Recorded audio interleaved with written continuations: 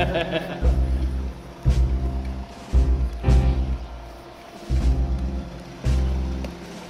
sit in the front? No, you sit in the front.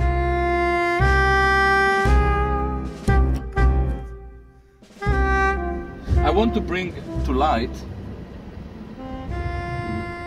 you know, rather than talking about God's channel chambers, I checked it out, and everyone who wants to know what he says can find it easily.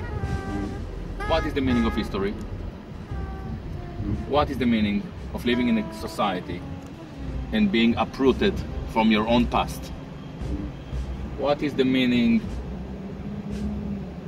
of being chased all your life for what you think and still being expected to believe that you're living in a free world? These are the most crucial. This guy is 85 years old. 25 years. Yeah, and he's chasing now for 40, 50 years. You know, I grew up to think, I know that you are feeling me. It's okay, I'm aware, Yes. you know. I grew up to believe that my family was turned into soap. I'm telling you the truth. Really? In Israel we used to call the nerds, we used to call them sabon, which means soap, you know. Yeah. And it was only 10 years ago where Yad Vashem admitted that the soap was complete, you know. And then the next question that I wanted to ask is, what kind of people invent such a lie? Why did we invent such a lie? Did people want to make us into soap? If you lie about soap, you can lie about Everything. another people. Exactly.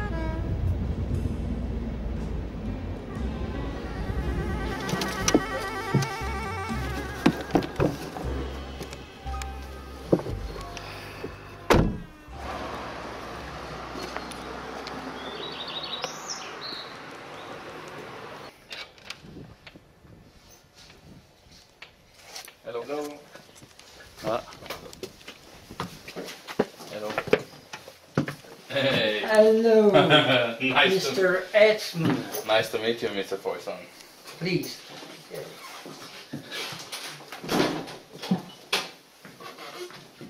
Have a seat. Yeah. You look splendid.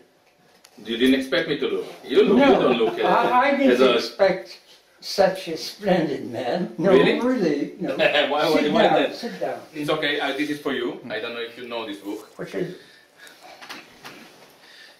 It's a funny book. It's a very, very funny book. Hello. Okay, one more book. Yeah, it's a very, very funny book. But it's a I'm reading your book. I read something like half of it. Do you find it interesting? Yes, but please sit down Yeah, first. In fact, I had it quite a long time ago, but I had no time yet to read it. You cannot imagine. Yeah. You are overworked, of course. Yeah. Every one of us is overworked, For sure, I know. but myself. Yeah. I wish I could disappear. Stop. Yeah, I'm sure that quite a lot of other people would be very happy if you disappeared. Oh, But really? the fact that, definitely. Oh. But I'm not one of them. I'm actually learned a lot from you. Mhm.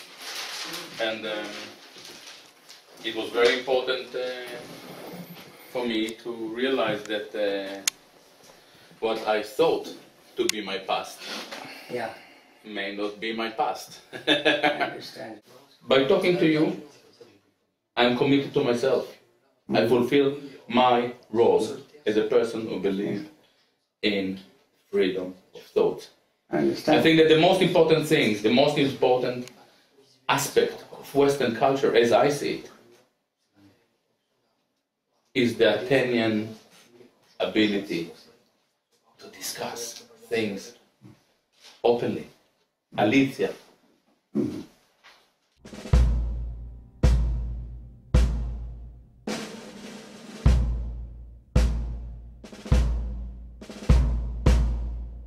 Hello, Mr. Faurisson. I'm very happy to be with you. It is quite a few years that I read about your work, about some things that you say, and people regard them as very, very controversial. I've never been offended by anything you had to say that was actually intimately referring to my past. I would like to discuss with you a few issues that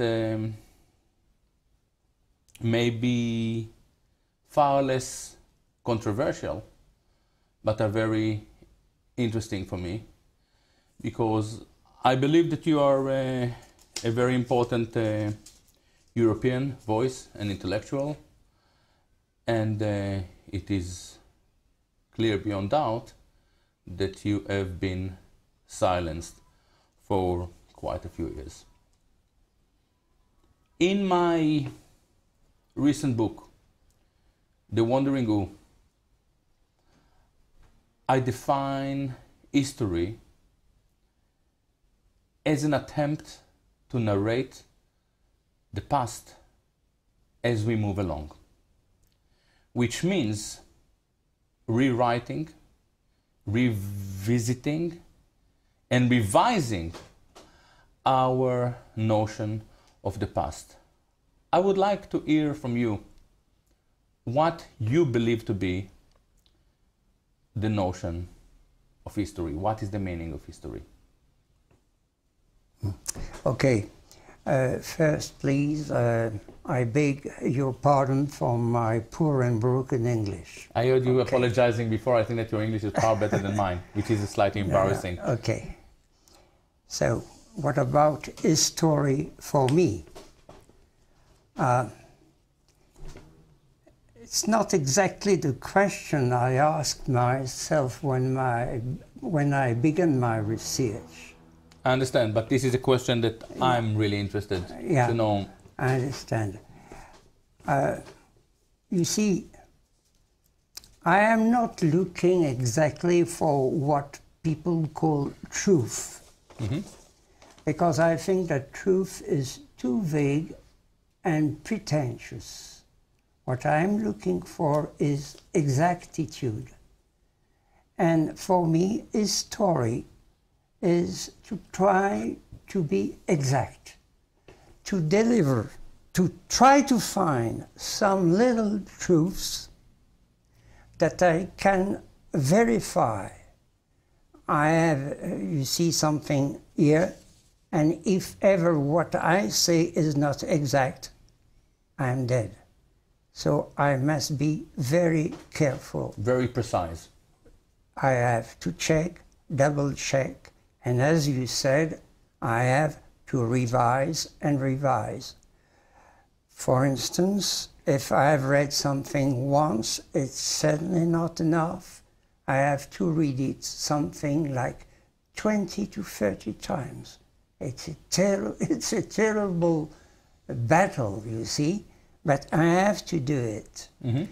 And with my students, I'm going to tell you what I used to do, because I was a specialist of, I'm going to say it first in French and then in English, critique de textes et documents, entre parenthèses, littérature, histoire, médias. Appraisal of text and documents, literature, history, media. And we would take a short documentary of perhaps 10 minutes, and we had to see it 3 times. First, with the sound. Second, without the sound. Third, with the sound. and you could see the distance. The evolvement. Between, no evolvement. You could see the distance between what you are shown and what you are told about what you are shown. It's fantastic. For instance, to take an example, in Nuremberg trial began with a film on Nazi atrocities. First, this film at the beginning was, I don't remember, a very, very long one. Then they took a little part of it. And what were you shown? You were not shown people who were killed. You were shown people who were died or nearly I know to about. die. I know. I totally understand. So that's what I want to do. It's to check, like more than an historian, like a police investigator. I hate what is abstract. It is very. I totally understand what you're talking about. The next question would probably be, what would be the method you think of most appropriate historical research? What are the tools? What we should do? What we should avoid? Yes. I remember that one day in 1988 in Toronto, Canada, at the trial of Zundel, a lawyer said, you see, what Mr. Zundel writes is disgusting and so on. And I had to defend Zundel. And there was a report made by a Canadian professor who explained first his methodology. And the judge said, Mr. Faurisson, what is your methodology? And my answer was, I have none. You should have seen how surprised they were. They were so pleased to have such an answer. I said, I have a method. And I noticed that too often methodology is a pretentious substitute to method. Okay. And my method, I'm going to explain you my method. Because first I was a professor of French, Latin, Greek, French modern literature. This was my strange method.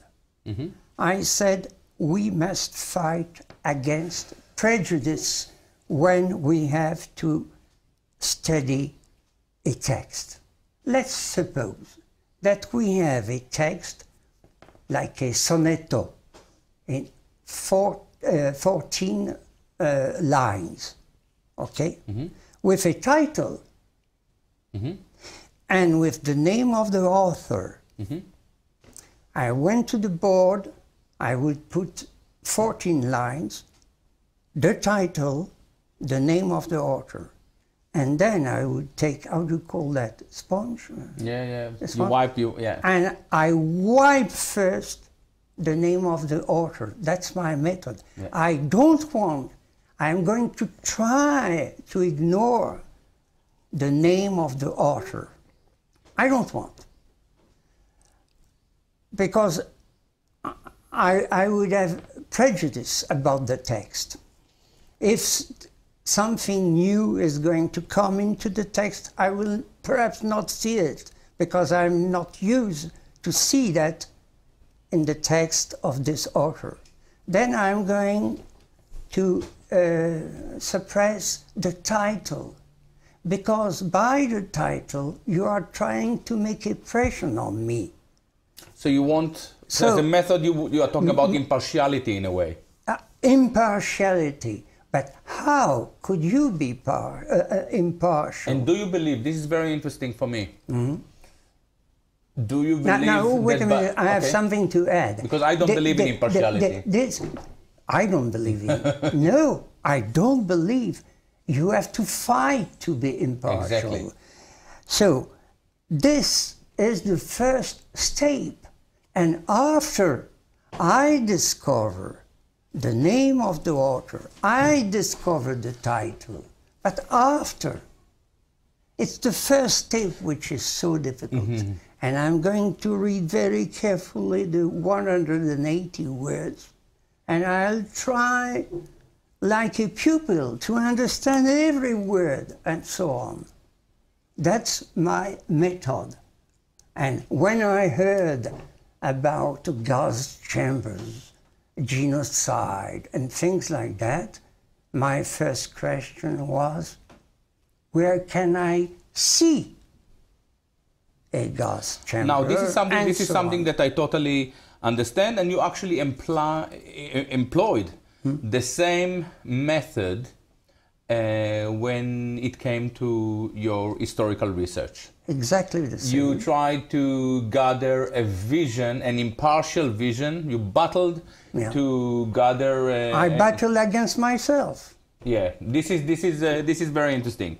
Now, let's ask ourselves another question in that regard. The difference between literary critic, probably, and historical research, and especially the kind of historical research that you are engaged with for 40, 50 years now, is that historical research, as I see it, as I defined it a few minutes ago, is involved with temporality, which means that if we revise history as we move along, our current vision of ourselves affects our vision of the past, and vice versa. When we start to understand that this is the case, we realize that the past can change the future, and our vision of the future can as well shape the past. For instance, and I speak about it in my book. I have something to say about that. Okay. Would you like to comment, or I can continue developing it? Go on. For instance, in the last few years, we have seen Israel and the Jewish lobbies pushing hard for a conflict with Iran, for instance, in Syria, conflicts that could easily evolve into global conflicts and even nuclear conflicts. What I was suggesting in my book, God forbid, that such a scenario in which Israel launches a conflict that evolves into a nuclear conflict could easily develop into a human disaster. And it wouldn't take long before a radioactive cloud reaches Europe. And I assumed that in such a situation, some European would say, maybe after all, we have a problem with the Jews. I suggested in my book that people who know history, who understand the meaning of history, would gather the obvious fact that their action in the present and in the future can shape the vision of the past. So, in other words, if Israel would have managed to launch a war or to drag us into a war, this could have led to a shift in the way we regard the Holocaust, and so on and so on and so on. This leads us to understand that history is ethics, and it's a form of responsibility. To think historically is to be responsible. And this is why I'm here today. Because for me, the only meaning of history is revisionism. Mm-hmm. To be an historian is to be a revisionist. If you are not a revisionist, you are not an historian. You are teaching other revisionists. You are teaching historians. Mm-hmm. And this would lead us into the next part of this interview, because you are certainly a revisionist. You are a true historian regardless of what you say. We cannot even judge how good you are as a historian, because those other people who call themselves historians are not brave enough to confront you or to debate your findings. So it is very interesting, and we'll speak about it. Mm-hmm. I want to understand from you whether you see the historical research as an ethical commitment, as a form of responsibility. To hear your opinion. I'm afraid I'm going to shock you. Yeah. Because as I want to be exact, I don't want to care for anything else. It doesn't shock me. It's actually very nice to hear. For instance, I know very well that if I express, if I give an idea of my findings, I know that it will be a shock for many people who believe honestly in something that I consider as wrong. I must not care for those people. Other people will be very pleased because it would be good for their ideology and so on. Mm-hmm. I'm not interested by those people and their comments and reactions. I totally accept what you're saying. And you see, it's the same thing up to the top of the hill. What I have to do is to be exact. What you're and actually, that's it. What you're actually saying here. And I say, as you like to say, you say period, and I say period.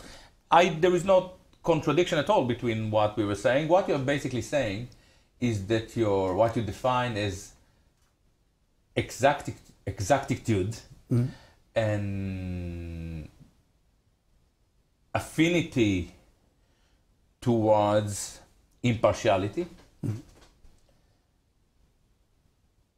drives you away from a political ideology or any other thoughts or ideas that may affect your preciseness. Yeah.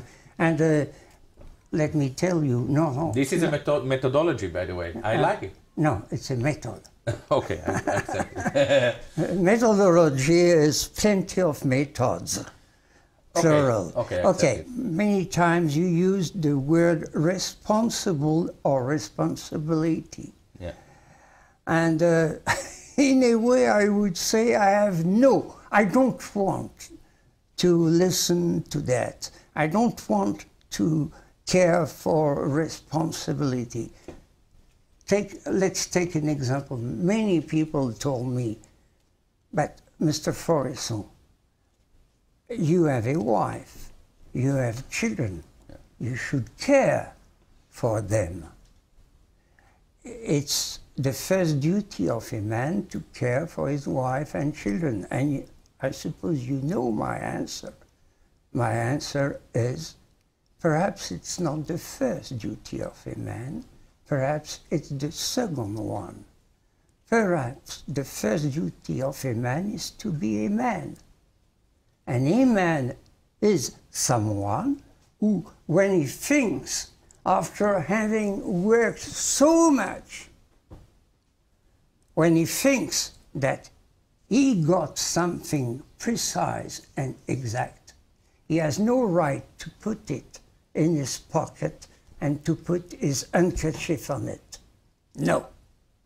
That's my only duty. And it's to tell the things the way you see them. And I understand when people... That's what you were saying, yeah? To tell the yes, thing. yeah, and sometimes people said, but you have no heart, Mr. Faurisson. And my answer is, I don't know if I have a heart or not. I don't know. I don't know. Mr. Faurisson, you paid heavily for your thoughts, for trying to express what you think. Was it worth it? Oh, this is a terrible question. I'm sorry. No, it's a good one. I remember that one day someone who wrote a book about me, his name is François Brignot. At the end of the day, in his garden, he stopped me and he said, and so, was it worth it? Mm-hmm. And he says, I didn't get any answer, and the sun was going down. I'm not able to answer this question. I don't know. For me, certainly it wasn't worth, oh no, no. It was horrible. What I've been through was horrible. And as I said to one of those gentlemen, after my death and the death of my wife, something will be published with a document coming from a journalist of the journal Le Monde who had discovered this part of my life. I will say something that I have been hidden for so many years. So I say that. As for myself, it was and it is a kind of suicide. Because maybe some of the viewers do not know about your plight. Can you briefly tell us what happened? I know that you were subject to physical violence. You lost your job as a professor in university. Is it something that you are willing to talk about briefly? I think that it is important. Yes, briefly. I don't want to go into too many details.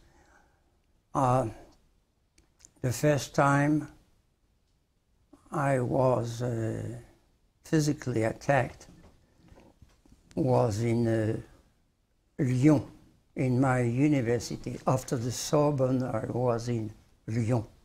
Okay.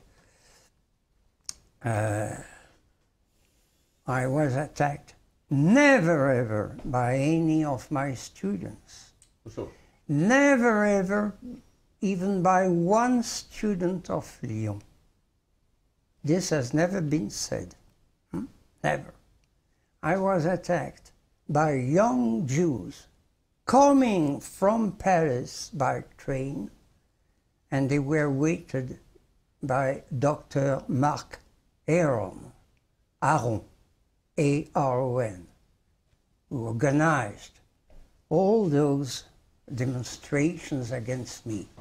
So this very day, and it was the first of 10 physical attacks. Yeah. This very day, I felt that something dangerous was coming, and the president of the university was terrified. He was against me, but he was terrified. And I remember I was going down the stairs when suddenly someone came to me. In fact, there were two. They were people of what we call a syndicat of people taking care of the place, you see. And I saw all those young Jews there. They didn't know my face at that time. Yeah, there was no internet probably. And no internet. And those stupid people said, Mr. Faurisson, they gave my name. We had a meeting about you. And what we have decided is that our job is to protect the places, the site, but not the people. Not people like you. Oh my God. So we were attacked.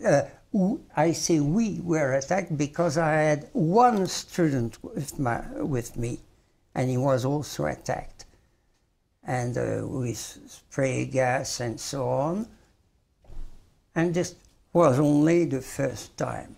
I was attacked twice in Lyon, went to the hospital, of course. I was attacked twice in Vichy, where I live. I was attacked 4 times in Paris, and I was attacked twice in Stockholm. And I would say something about that. When you are a man, you try to chase all those memories, those bad memories. You fight against, okay? Yeah. But your body itself does not forget. And especially when you have people who know how to attack you. They don't attack you on the face. They attack you from there to there, the heart. Yeah. That's the way. I remember one day when I went to the hospital, it was an African doctor who received me. And when he saw that I was all blue and violet, he told me, "What's that?" I explained. And the man said, "Oh, your man who attacked you, he was a bomber." Okay. And once I nearly died here in Vichy at 120 meters from this place. And my wife heard my voice. I was attacked by 3 men, and I was saved. They wanted to kill me. It was quite clear. I was saved by a tall young man who ran after them, but one of the 3 came back with a pistol. So, okay, he stopped. But the next day, when he saw my name in the newspaper, he said that he regretted that.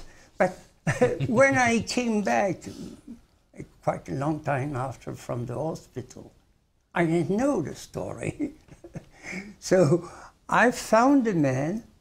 He was a student in Grenoble, but his father was living in Vichy. I ran to the door. I said, "My name is Faurisson." You should have seen the face of the man who opened the door.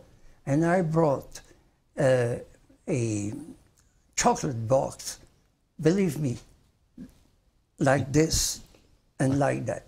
And it was accepted, you see. Yeah. Okay. Listen, it's not easy to refuse good French chocolate. Yeah.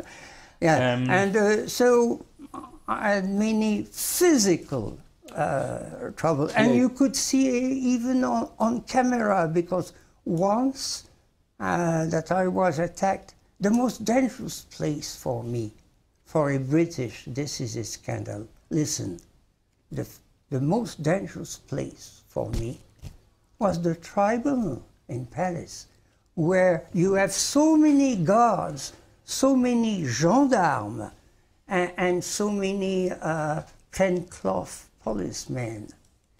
They never defended me once when I got into the place and I said to the guard, he was not a gendarme, he was the guard, I said, could you come with me up those stairs to the room, okay. He said, nous ne sommes pas vos gardes du corps. We are not your bodyguards.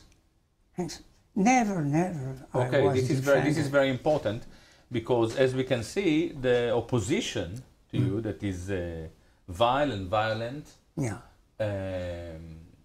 is slightly greater than just the Jews. It is not a secret that there is a political opposition. There are some people here deeply within the establishment, who are very terrified by your ideas, and this is very important for me. And something more, excuse me. Those people, I'm afraid they are sincere. They think, oh, this disgusting Faurisson. And they think that I'm a man denying the existence of the concentration camps. Last year, next to my door, a man who was retired from the university called me charogne. I don't know in English what is charogne. What would you say? Scumbag. Ordure, yes. A cadaver, a corpse, something like that. No, but this is something that is very interesting for me, because it is very clear to me. And those people, they believe that. When I say, do you know the difference between a lie and a historical lie? How do you define the difference? The difference is this one. A lie means that you have a liar or liars. Yeah. A historical lie means that you have at the beginning few liars and you have plenty of believers. You know, okay, with time going on. Let me interject. And this is something that I took from Heidegger and from François Lyotard, who refers to your work, as you're probably aware. History, he says, in his book Heidegger and the Jews, history is a form of concealment. Instead of telling us about the past, it is there to conceal, to hide our shame, to shove our shame under the carpet. Mm-hmm. Now, in that sense, you're a very, very problematic man, because you definitely interfere with the Holocaust concealment project. Now, the next question, and this is why I started to talk about your own physical suffering. It is much greater than that. We are talking about major political powers in France and all over Europe, all over the world, that are horrified by your work. Yes, they are. Now, I would like to ask you if you can identify those political powers. Let's start with the left. It's very clear that the left is horrified by your historical project. Why? The left, I don't know if they are worse than the right. Let me tell you, everybody in France is afraid of the Jewish power. Okay. The Jewish power. If the Jews knew how much people are afraid of their power, they would be really surprised, because they think that they are persecuted and so on. They live in that, but they don't realize that it's totally counterproductive what This they is do. this is a very this is an answer that I can live with. Live with. What you're really saying is that it's not an issue of left or right or a political ideology. What we are dealing is with a lobby group that is very very dominant within, let's say, French politics, but it's the same in America and Britain and many other places. And they actually mobilize political activities, and in your case, mobilize the opposition towards you. Now, you came up with something that is very interesting. You said if Jews would understand the level of political power, they would themselves be scared. Yeah. I think that this is something that people don't understand. And I myself only now I'm just now starting to analyze it philosophically. We are dealing with Jewish elite, cognitive elite, very clever Jews who are usually clever and rich, who are very dominant. And as it happened, the Jewish masses are not really understanding the political game they themselves are subject to. And it would be right even to say that something similar happened in the Holocaust. A lot of Jews, most of them, many of them, the vast majority of them, were punished for actions made by very few.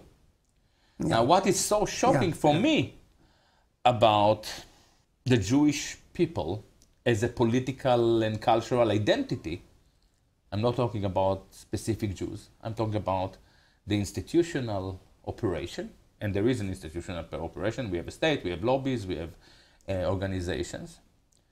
They are now way more aggressive, assertive, belligerent than in pre-World War II. Yes, that's right. It's beyond comparison. In the open, they push for wars. You know, even in France, you have Bernard and Lévy saying in TV, you know, as a Jew, I liberated the Libyan people, in fact, you know, bringing NATO in. Why do you think Jews can hardly learn from their history? You are an historian. Yes, but I have not studied the history of the Jews. I understand, but I totally realize. But it's very difficult for me to say something about the Jews, because I see the Jews as mostly hostile to revisionism, of course. That's my narrow field. So this will be my answer. As soon as you have power, you tend to abuse. You want more power. As soon as you have money, you want more money. As soon as you have influence, you want more influence. This is amazing. And it makes you daft, you see. So you don't realize that you are, this Jew and myself, we are tiny, tiny little human beings. And if they make what we call that cinema, they have their own cinema. This is very interesting for me. You would argue, if I understand you correctly, because they have this power, that they can use it as they very, want. very interesting. You answered a question that I'm puzzled by for a long time. And I say, to be quite clear, I mean that if any other group, not Jews, any other group, had this power, you would have the same behavior. I don't know whether you are aware, but more than a few Israeli scholars, philosophers, probably the most famous are Professor Ishayahu Leibovich and Professor Adi Ophir, commented in the past that the Holocaust has become a new Jewish religion. It is quite clear, especially when we witness the level of institutional harassment you are subject to, or when we look at the amount of Holocaust shrines that they build all over America and Europe, it is becoming a Western religion. Have you ever thought about different aspects of the Holocaust being a religion? Yes, and I've even written about that, of course, yes. The fact that at the beginning, in 78, in 79, when I was published in Le Monde, it was a shock for plenty of people, of course. They tried to answer me. Do you remember that? And on the 21st of February 1979, 34 professors answered me because I said the problem of the gas chambers was a technical one and so on. I said, explain me how it could have functioned, all this. And those 34 professors, and very famous ones sometimes, like Fernand Braudel, perhaps the first historian at the time in the world, those people said that we should not ask such a question because since it happens, you don't have to explain it. From that point, more and more, I noticed amongst the people who were against me that they were doing the same thing.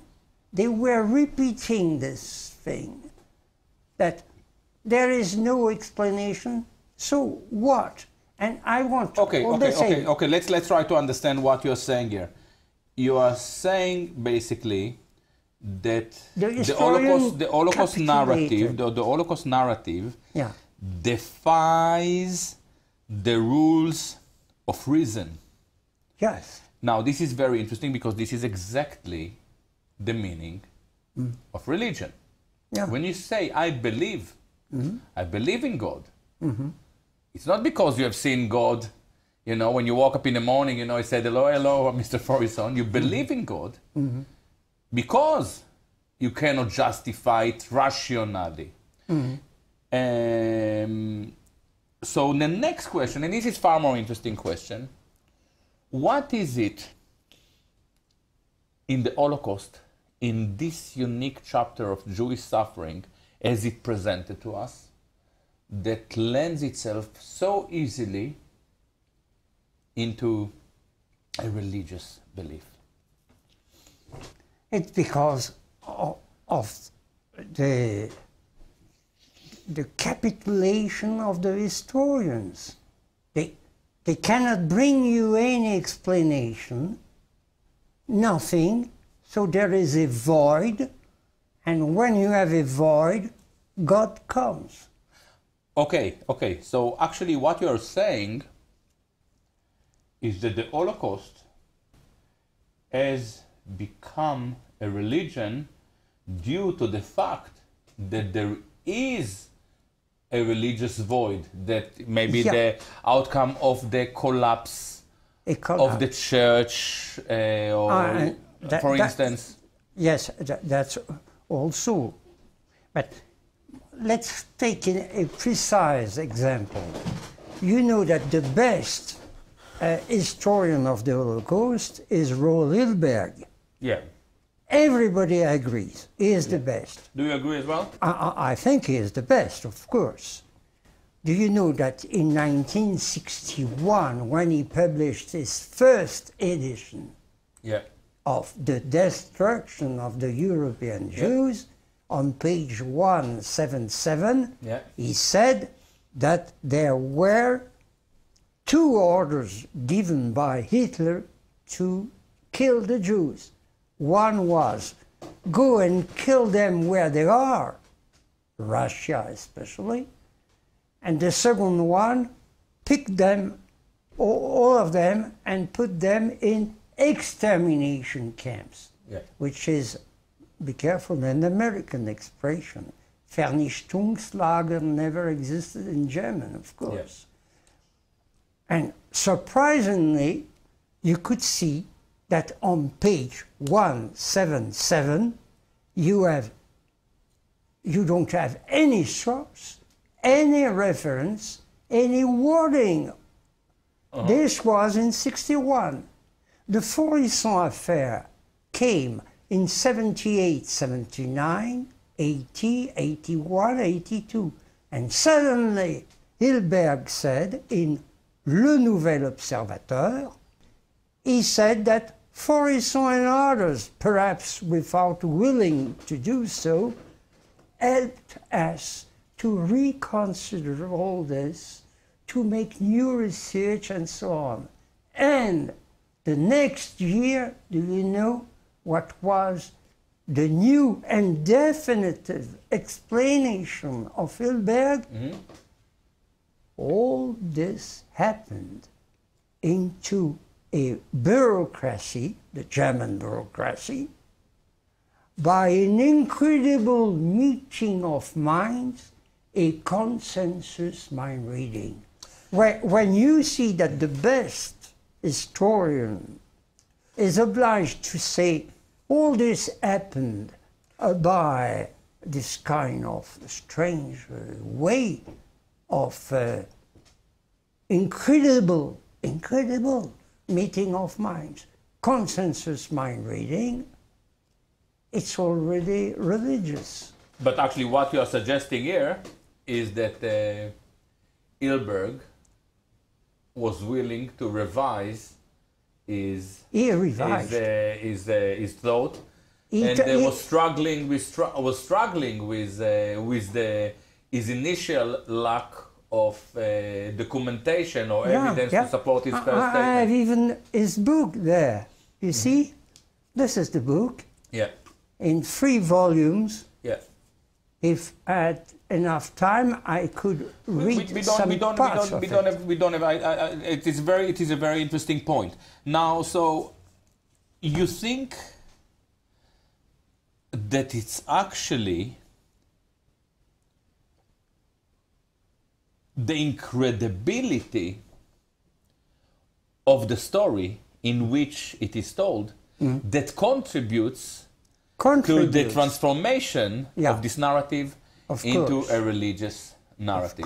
Of course. And this would take me to the next topic. If we are correct, and the Holocaust is becoming the dominating Jewish religion, it may be the right time, to reflect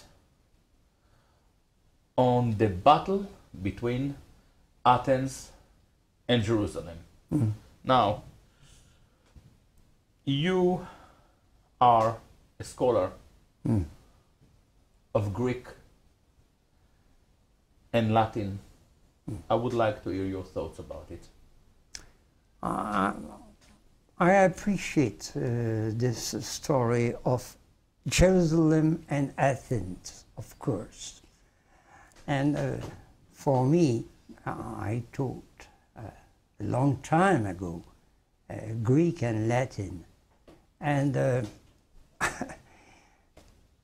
I think that it's to learn and to teach Greek and Latin is an extraordinary experience. And you learn how to be careful, how to be logic, how to be exact. Let me give you an example in Latin, something which happened to me when I was still a student and I was preparing a very difficult examination called Agrégation des Lettres. One day I had to translate a sentence. I'm going to say it in French first. Cet homme est un vrai lion. This man is a real lion. And I suppose I put something like hic, where, verus leo est is a real lion. Yeah. I got back my copy, and in the margin I saw something terrible. The professor put NS, meaning nonsense, nonsense. Not a barbarism, not a solecism, not a and so on and so on. The most terrible mistake you can make, a nonsense. I said to myself, I thought to myself, what's that? Where is the nonsense? I don't see it. And I went to the correct translation, and it was a date in my life, because I should have said, this man, so in Latin, hic vir leo quidam est, which means this man is a kind of lion, because for the very logic of a Latin, either it's a man or it's a lion. And if it's a man, it cannot be a lion, and especially a real lion. Definitely. You said real lion. Nonsense. And I remember that one day I was in the street, and I asked a man selling I don't know what, do you know if the big market is open this morning? And he said, oh, certainement. Oh, certainly. Yeah. And spontaneously I said, so it means you are not certain. And the man thought, oh my dear, yes, because you say certainly when you are not certain. This is your answer to the cogito. I think that therefore I am. Maybe. Yeah. Anyway, you see, so really, I loved those. We call that classical studies. I want to and wait a minute. I have a car, a very old one. It's a Renault, my car, but it's a Renault called Classic. CLASSIC, with the English spelling. I didn't do it purposely, but there we are. If you ask me to define myself in one word, one adjective, I would say classic, but classic, a little bit in the English and even, excuse me, Scottish way. Yeah, you are slightly Scottish. You are Scottish by origin. Do you know why my English is so bad? Because it is Scottish. No, not at all. It's not bad at all. It's because when I came back in France, I was 6 years. I went to school first in Singapore, Yeah. and I was speaking English. Yeah. And then in Kobe, Japan, and in American school, a dirty one. I came back to France, and it was terrible for me. My mates used to call me L'Anglish, which is derogatory, you see. But no, you said something very interesting. You said something very interesting. You spoke about yourself being classic, romantic. No, not No? romantic. And teaching Greek and Latin. And I don't know what is the situation in France. I can tell you that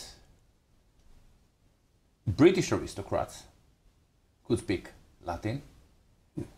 I don't think that many people can speak Latin in Britain anymore. Oh, yeah. And I don't know what is the situation here in France. The same. And I guess that a massive project of uprooting has been taking place in Europe. This is a subject for another discussion. I actually look into it a lot. I identify Frankfurt School, the 68th Revolution, and it brings me back to the question about Athens and Jerusalem. Can you differentiate between Athens and Jerusalem? Oh, I would say that Jerusalem, as I told you, I don't know very well what is Jerusalem. I mean the spirit of Jerusalem. For me, it's something obscure. And Athens, for me, is something which is the contrary of obscurity. It's not light, if it is search of light. Aletheia. Of aletheia. Do you know that aletheia, strangely enough, the first meaning of aletheia is something which is not hidden. Privative, alpha privative. Yeah. Jerusalem, I Jerusalem like light. is the birth Yeah. of the law. Of the law. And Athens is the light. Voilà. And I think that in this phase of domination of Holocaust religion, we see more and more laws, less and less freedom. You know, Ishayahu Leibovich, the Jewish Orthodox professor, commented in the 70s.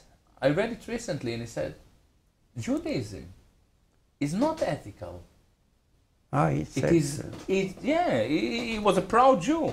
He said, ethics is when you close your eyes and you find the truth in yourself. In Judaism, we don't have to do that. We have the 10 Commandments. Don't kill, don't steal. People who think ethically don't need 10 Commandments. And many more commandments. For sure. And they grow, they grow, and then freedom of speech, you can say that. Political correctness is the 1,503 commandment. We have managed to lose a lot of cultural and intellectual assets that made you European, me a European wannabe, the sons and the daughters of the Greek. And I hope that we can reinstate these thoughts, and I really hope that we can start to think about history as a proactive revisionist adventure, changing ourselves in the light of the past, and changing the past in the light of our own shifts. And I hope that people are brave enough to engage with you. If they think that you are wrong, they would have to prove you wrong. And if they find themselves to be wrong, they will have to learn to deal with it. And this is why I'm here today. And I wish you luck. I really enjoyed it a lot. You are welcome. I have nothing to add. Okay. Thank you so much. Thank you.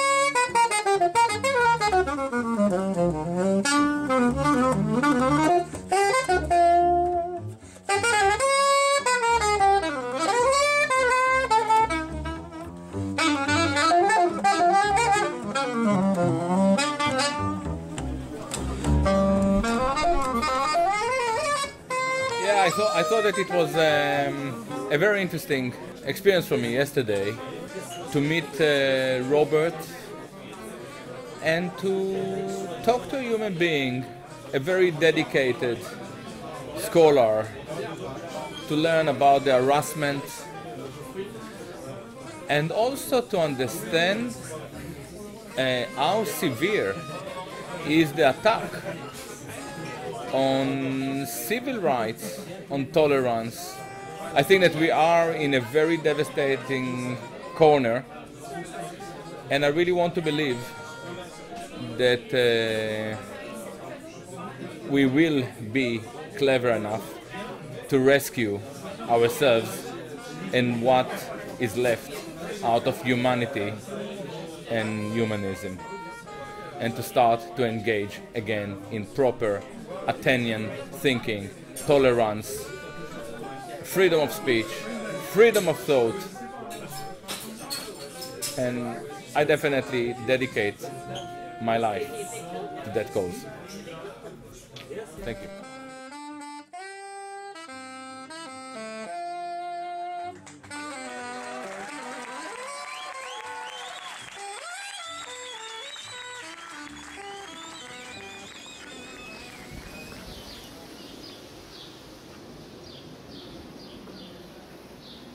Donc c'est vous, monsieur classique.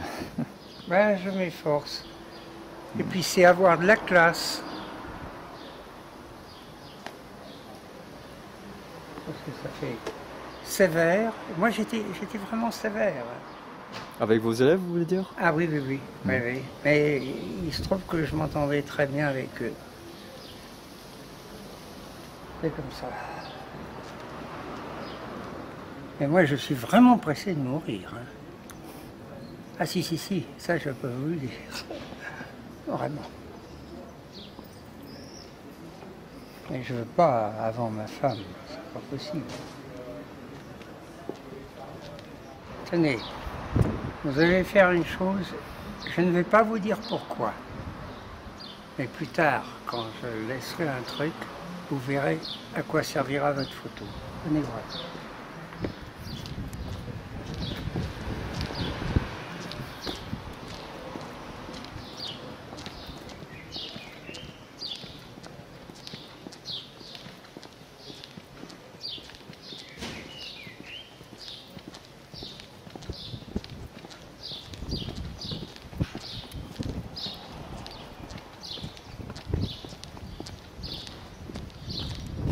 Voilà, vous prenez cette longue enfilade. C'est un des endroits où j'aurais le plus circulé dans ma vie. Et je marche au milieu de la rue, jamais sur un trottoir. Et vous savez pourquoi? Non? Ben, il faut que vous le sachiez. Si vous devez être agressé, l'agresseur, il viendra sur le côté. Il ne sera pas, lui, planté au centre. Donc vous aurez le temps, au moins, de le voir venir.